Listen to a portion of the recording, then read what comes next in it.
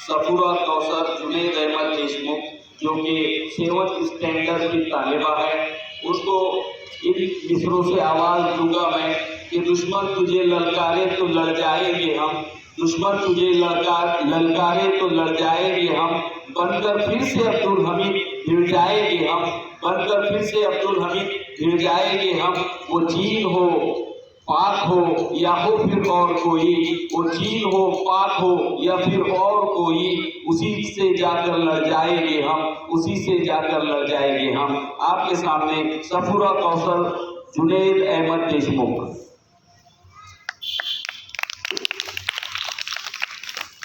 मोहतरम सामईन इकराम, अस्सलाम वालेकुम। आज मैं आपके सामने यौम आज़ादी में मुस्लिम रहनुमाओं का किरदार इस मौजू पर चंद बातें गौर करना चाहती हूँ।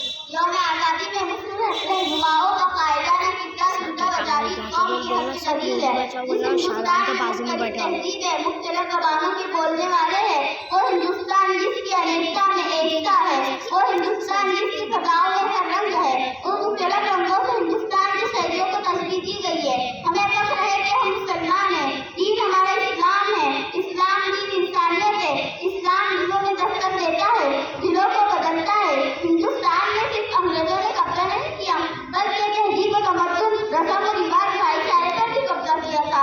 गंगा जमुना तहजीब को खत्म करने की पुरजोर कोशिश की थी, लड़ाइयों और हुकूमत की साजिश की थी। ऐसे वक्त में एक अंग्रेजों के खिलाफ एक शख्सियत थी जिनका नाम शाह वलीउल्लाह था, जिन्होंने मुल्क को आजाद करने का कायदाना किरदार अदा किया। उनके बाद उनके बेटे शाह अब्दुल अजीज ने अंग्रेजों का सामना किया, 1803 में लिबरेशन मूवमेंट बनाया और इस मुल्क से अंग्रेजों को निकालने का आगाज किया। लिबरेशन मूवमेंट की बात तो हजरत मौलाना सैयद अहमद शहीदुल्लाह के हाथों में दिया। मौलाना ने मेहनत करके कोशिश करके अंग्रेज ताक़त के खिलाफ तहरीक चलाई और तहरीक का 1857 में तमाम कौमों ने मिलकर इस मुल्क से अंग्रेजों को निकालने का आगाज किया। अंग्रेजों को जद्दोजहद की 15 अगस्त 1940 को इस मुल्क से अंग्रेजों को निकालने का आगाज किया। बस इतना कहकर मैं इस किताब पर अपनी